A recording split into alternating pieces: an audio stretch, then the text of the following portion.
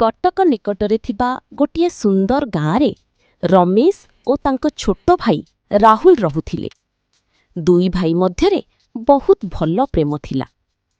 ରମେଶ ସହରରେ କାମ କରୁଥିଲେ ଓ ରାହୁଲ ଗାଁରେ ରହି ଚାଷବାସରେ ତାଙ୍କ ବାପାଙ୍କୁ ସହଯୋଗ କରୁଥିଲେ। ଗୋଟିଏ ଦିନ ରମେଶଙ୍କ ବିବାହ ନିଶ୍ଚିତ ହେଲା। କିଛି ଦିନ ପରେ ବହୁତ ଧୁମଧାମରେ ବିବାହ ହେଲା। ନୂଆ ବୋହୂ ଘରକୁ ଆସିଲେ। ତାଙ୍କ ନାମ ଥିଲା ମାଧବୀ। ମାଧବୀ ବହୁତ ସୁନ୍ଦର ଓ ଭଲ ମନର ଝିଅ ଥିଲେ। ସେ ଘରକୁ ଆସିବା ପରେ ସମସ୍ତଙ୍କୁ ବହୁତ ସମ୍ମାନ କରୁଥିଲେ। ରାହୁଲ ମାଧବୀଙ୍କୁ ଭଉଜ ବୋଲି ଡାକୁଥିଲା। ଭଉଜ ମଧ୍ୟ ରାହୁଲକୁ ନିଜ ଭାଇ ପରି ଭଲ ପାଉଥିଲେ। ସକାଳେ ମାଧବୀ ଶୀଘ୍ର ଉଠି ଘରର ସମସ୍ତ କାମ କରୁଥିଲେ।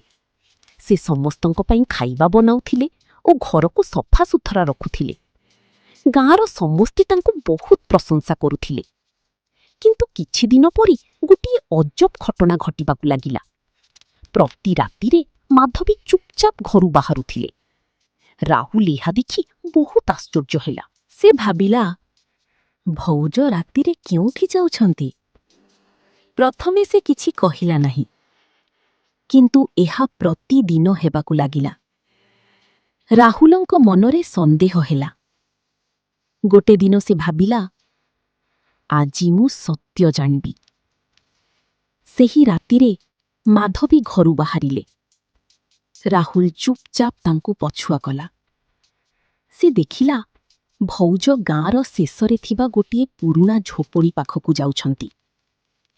ରାହୁଲ ଗଛ ପଛରେ ଲୁଚି ରହିଲା। ମାଧବୀ ଝୋପଡ଼ି ଭିତରକୁ ପ୍ରବେଶ କଲେ।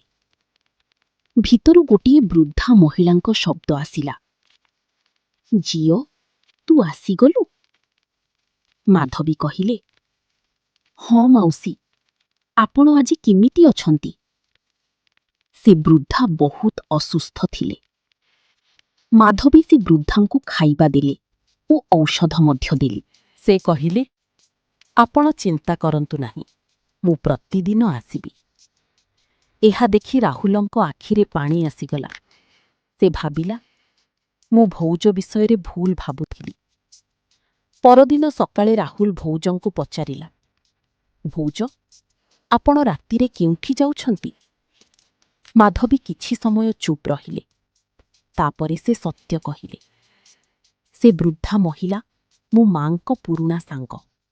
ତାଙ୍କୁ ଦେଖିବା ପାଇଁ କେହି ନାହିଁ, ସେଥିପାଇଁ ମୁଁ ଯାଉଛି। ରାହୁଲ ବହୁତ ଭାବୁକ ହେଲା। ସେ କହିଲା, ଭଉଜ, ମୁଁ ଆପଣଙ୍କୁ ଭୁଲ ବୁଝିଥିଲି। ଆପଣ ବହୁତ ଭଲ ମନର। ସେହିଦିନଠାରୁ ରାହୁଲ ମଧ୍ୟ ଭଉଜଙ୍କ ସହ ଯାଇ ସେ ବୃଦ୍ଧାଙ୍କ ସେବା କରୁଥିଲା। କିଛି ଦିନ ପରେ ସେ ବୃଦ୍ଧା ସୁସ୍ଥ ହେଲେ। ସେ ମାଧବୀଙ୍କୁ ଆଶୀର୍ବାଦ ଦେଲେ। ଗାଁର ସମସ୍ତେ ମାଧବୀଙ୍କ ଭଲ ମନ ବିଷୟରେ ଜାଣିଲେ। ସମସ୍ତେ କହିଲେ, ଏମିତି ଭଲ ମନର ଝିଅ ଆଜିକାଲି ମିଳିବା କଠିନ। ରାହୁଲ ଗର୍ବର ସହ କହିଲା, ସେ ମୋର